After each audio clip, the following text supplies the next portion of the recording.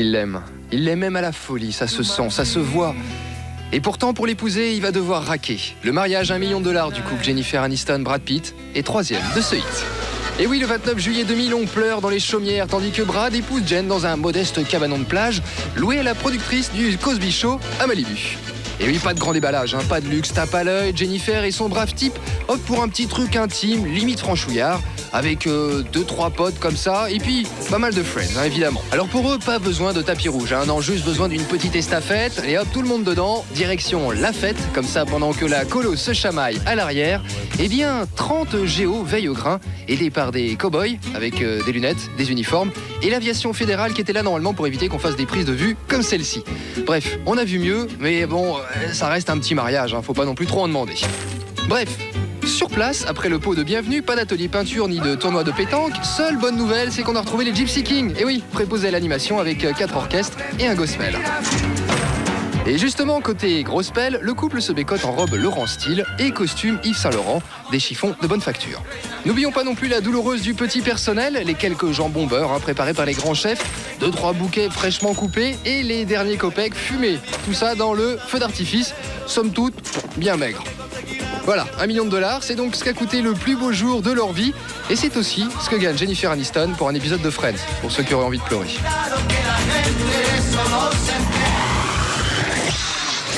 Quand Michael Douglas demande à Catherine Zeta-Jones « Veux-tu m'épouser ?», il ne sait pas encore que c'est la question à $1,5 million.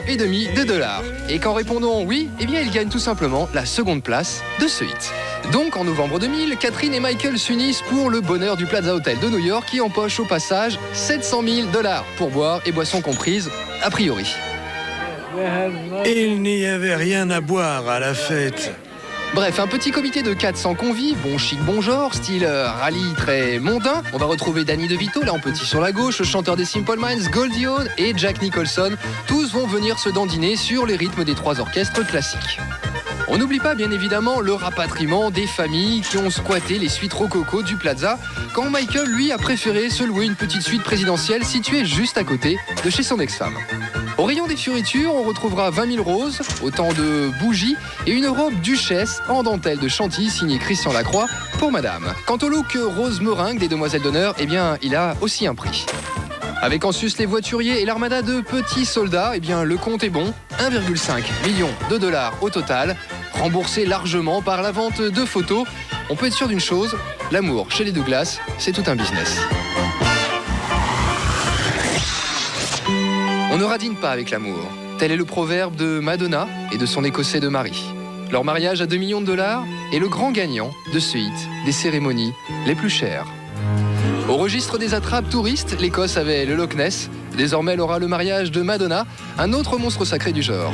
Mais attention, bye bye provoque et bonjour tradition. Avec le bled de Dornoch perdu au cœur des Highlands, on est servi et les 600 invités aussi. Pour y aller, ils ont bravé les brumes en business class, rien que ça, et ont subi l'accueil du Biniou, direction le château de Skybo et son style très gothique. Autant vous le dire, très difficile d'y pénétrer. On peut vous dire, cela dit, qu'il y a quand même 17 chambres, 4 parcs, un golf, 3 lacs pour pêcher le saumon éventuellement, et quelques Rolls, tout ça bien évidemment sous très haute surveillance.